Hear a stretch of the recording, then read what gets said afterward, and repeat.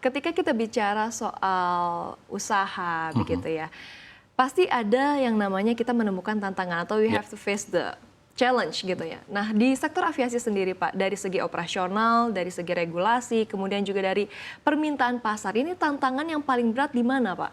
Baik, kalau untuk tantangan yang paling berat tentunya di sisi operasional ya, terutama masalah biaya untuk saat ini.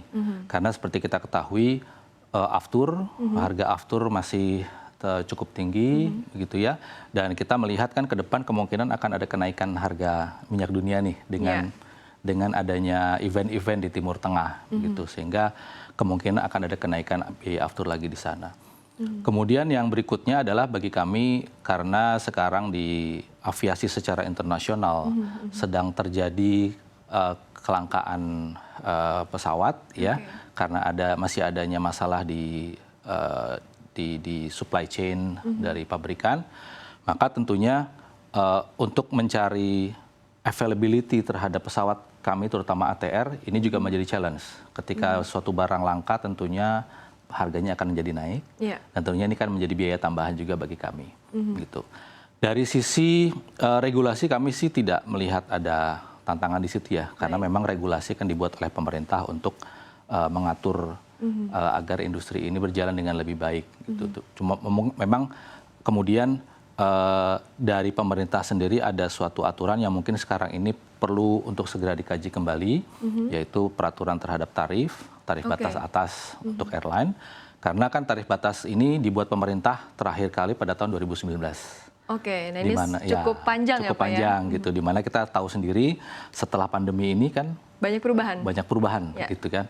Dan sehingga ini menjadi challenge bagi kami bagaimana untuk mengatasi hal itu di industri kita gitu. Tapi buat kami ini peluang untuk kami sebagai pelaku industri aviasi dan pemerintah tentunya untuk nanti kita saling berdiskusi ya.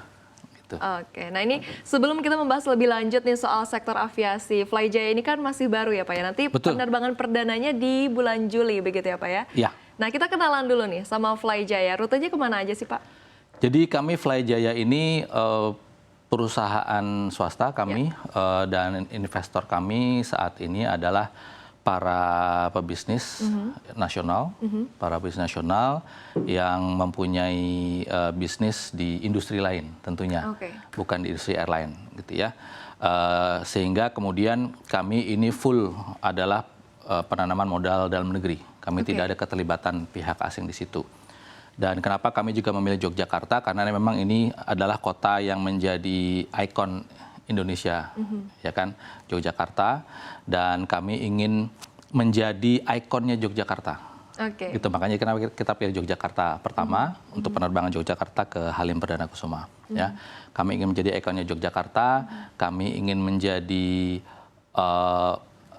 airline yang bisa dibanggakan oleh orang Indonesia tentu pada umumnya, tapi juga masyarakat Yogyakarta pada khususnya. Gitu.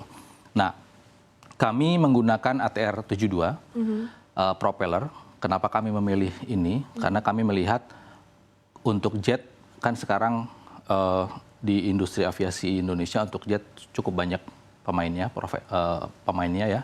Sementara untuk di propeller ini masih ada banyak keterbatasan. Sekarang ini praktis airline yang menggunakan propeller itu kan Citylink dan Wings. Dari Lion Air Group gitu ya. Di masa-masa yang lalu kan cukup banyak pemainnya. Tapi semua sudah tidak aktif lagi gitu ya. Sehingga kami melihat ada market di situ yang ditinggalkan yang cukup potensial untuk kami. Ini alasan kami kenapa kami memilih kemudian armada kami adalah ATR 72. Nah, ini sekilas mengenai kami, dan kami punya tagline Connecting Nusantara. Connecting Nusantara. Ya, itu tagline kami. Jadi dilihat dari situ kan, itulah cita-cita kami nih, Flyjaya, untuk bagaimana kami ikut serta untuk meramaikan langit Indonesia, langit biru Indonesia. Kami bagaimana meramaikan industri aviasi, menambah connectivity, menambah kapasitas yang memang secara potensi masih banyak untuk bisa ditingkatkan di situ. Dan yang kedua, selain Connecting Nusantara, kami juga punya slang, punya jargon family. Jadi ini slangnya dari family gitu ya. Yeah. Okay. Karena memang kami ingin menganggap bahwa semua konsumen kami adalah family kami yang ikut terbang bersama kami. Gitu. Oke, menarik. Nah Pak, akan ada berapa banyak armada yang disiapkan? Kemudian untuk belinya ini dari mana Pak? Ya. Apakah dari satu supplier aja atau dari macam-macam nih Pak? Di fleet plan kami sampai dengan 5 tahun ke depan kami akan mengoperasikan sampai dengan 10. 10 armada? 10 armada ATR 72 dan kami juga ada rencana nanti setelah kami mempunyai network yang cukup baik, kami akan mengakuisisi pesawat yang lebih besar, mungkin narrowbody gitu ya, untuk mendukung juga network yang sudah kami buat. Dan untuk suppliernya kami tentunya ingin punya banyak armada dan tentunya tidak akan bisa disuplai oleh satu supplier saja gitu. Tetapi 2 pesawat kami yang pertama ini adalah pesawat milik kami. Jadi tidak kami sewa. Itu kami beli sehingga itu adalah menjadi aset kami. Gitu. Nanti pesawat-pesawat lainnya tentunya kami akan pertimbangkan apakah kami beli akuisisi dengan cara membeli atau akan kami sewa. Oke Pak, yang menjadi salah satu concern bagi saya juga begitu ya, masyarakat Indonesia adalah, aduh pengen liburan domestik, tapi harganya ini jauh lebih mahal daripada kalau berpergian misalnya ke negara-negara tetangga yang dekat-dekat gitu. Nah, kalau dari strategi Flyjaya sendiri, ada nggak sih Pak untuk menjawab concern itu gitu Pak? Kalau kita bicara mengenai tarif ya, kita bicara mengenai tarif kemudian dibandingkan dengan tarif airline asing di luar negeri, tentunya kan itu tidak apple to apple, gitu ya. Komponen biaya bagi airline asing dan komponen biaya bagi airline domestik di Indonesia pasti berbeda.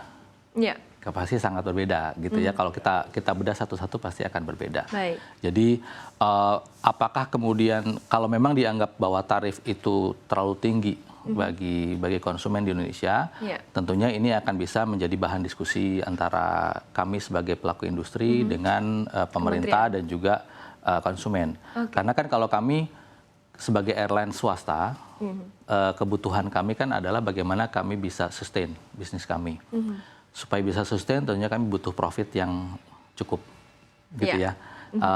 Di lain pihak kami butuh konsumen. Baik. Karena konsumen itulah yang akan membeli produk.